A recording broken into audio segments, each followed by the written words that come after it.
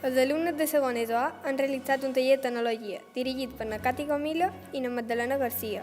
Els objectius eren crear utensilis de cada dia. Què voleu aconseguir amb aquest taller?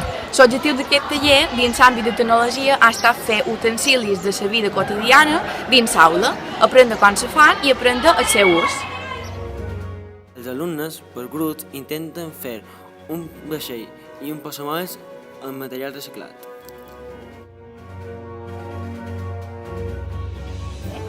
Podem elegir entre un vaixell propulsat per aire calent o un passamòbil que mentre s'està carregant s'aguantaria i així no el podríem posar a una superfície on estaria en perill. Sí, perquè són divertits i estan molt entretinguts. Pel vaixell utilitzam un brit de llet, una llauna i tisores. I pels passamòbils utilitzam un pot de xampú buit i decoració.